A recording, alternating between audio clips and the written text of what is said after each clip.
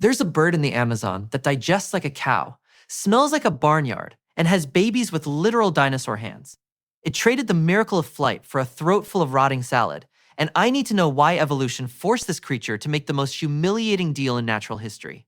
So meet the Hoatzin. It lives in the swamps of the Amazon and Orinoco River basins in South America. It rocks a spiky blue mohawk like a punk rocker who lost a fight with a hairdresser. And it is the national bird of Guyana. They put it on their coat of arms. They're proud of it. We'll come back to that. Here's the thing though.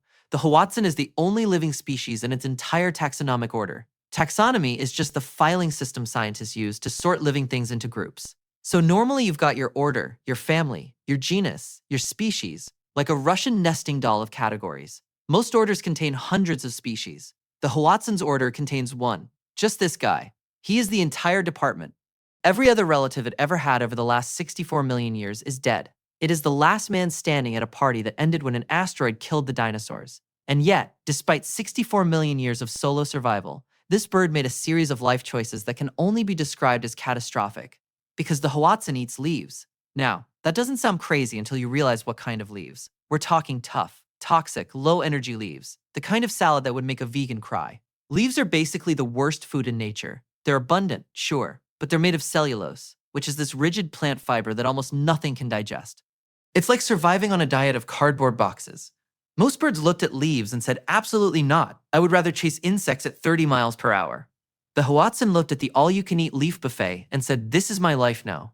But here's the problem. To get any nutrition out of leaves, you need to ferment them. You need bacteria to break down that cellulose, and that takes time and space. Cows do this. They have these massive chambered stomachs called rumens, where bacteria slowly rot the grass over days. The Hoatzin is not a cow.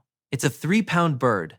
It doesn't have room for a 4-chambered stomach. So instead, it turned its esophagus, the tube connecting its mouth to its stomach, into a giant, churning fermentation vat called an enlarged crop.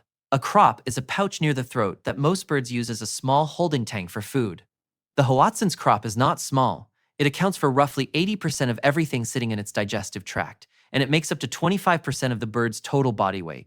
A quarter of this animal is just fermenting leaves stuffed inside its neck. Imagine carrying a bowling ball inside your throat at all times. That's Tuesday for the Hoatzin. And because this fermentation process is continuous, the bird is constantly burping methane. It smells like manure. The locals call it the stink bird, or in Spanish, pava hedionda, which translates to stinking turkey. So to recap, it's a lone survivor from the age of dinosaurs. It's carrying a compost bin in its neck, and it reeks. But turning your throat into a fermentation reactor has consequences, and it ruined the one thing birds are actually famous for. The Hoatzin cannot fly.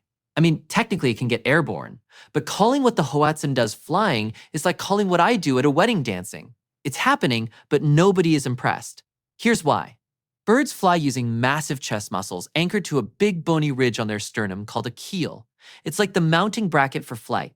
Well, the Hoatzin's giant crop is sitting right on top of that area, and over millions of years, it physically crushed the flight muscles and shrunk the keel. The bird traded its engine for a bigger gas tank, so now it just kind of launches itself clumsily between branches, crashing into foliage like a drone with a dead battery. And because its food-filled chest is so absurdly heavy, the bird evolved a thick leathery callus on its breastbone, basically a built-in kickstand, so it can rest the weight of its own lunch on a branch without tipping over. It props itself up like a motorcycle at a rally. But here's where it gets genuinely interesting. That terrible smell? It's not just a design flaw. It's a weapon. The fermentation makes the bird taste as bad as it smells. Humans who've tried eating it describe the flavor as pre-smoked, which is the most polite way I've ever heard someone say it. Tastes like it was already rotting before you cooked it. Apex predators in the Amazon. Hawks, snakes, jaguars. They'll eat almost anything. They pass on the Hoatzin. It made itself so disgusting that nothing wants to eat it. It's like the kid in middle school who ate paste so nobody would bully him. It worked, but at what cost? Oh, and to survive long enough to become a flying stomach, the babies are born with functional claws on their wings. We'll come back to those little monsters in a minute. Okay, the babies.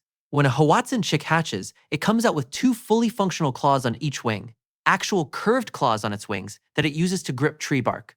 And it doesn't just hop around with them. It uses a quadrupedal gait, meaning it walks on all fours, like a lizard, climbing through the canopy with its wing hands. It looks like a tiny velociraptor. It looks like Spielberg put it in Jurassic Park and then cut it for being too unrealistic. But here's where it gets insane. When a predator attacks the nest, the chick's survival strategy is to just yeet themselves out of the tree and into the water below. They drop into the river, swim underwater to safety, and then, once the threat is gone, they haul themselves back up the tree trunk using those wing claws like grappling hooks. They are swimming, climbing, four-legged ninja babies. Now you'd think those claws are some leftover from the age of dinosaurs, right? Like Archaeopteryx, that ancient feathered dinosaur, had wing claws. Maybe the Hoatzin just kept them this whole time.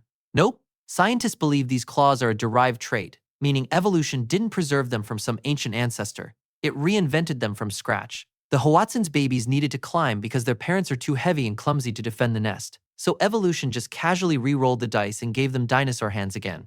It's not a dinosaur survivor. It's a bird cosplaying as a dinosaur because it had no other options. And here's the contrast that kills me. The baby is a swimming, climbing, claw-wielding action hero. The adult is a smelly, crash-landing compost bin with a chest kickstand. This is the only animal I know of where growing up is a downgrade. The baby gets cooler and then loses all its best features. So why did evolution force the Hoatzin down this grotesque path? Because eating leaves meant zero competition. No other bird wanted that life. The Hoatzin looked at the hardest, worst food source in the jungle and said, I will build my entire identity around this. It gave up flight. It gave up speed. It gave up smelling decent. It turned its neck into a cow stomach, its chest into a kickstand, and its babies into swimming raptors. And it has been doing this for 64 million years.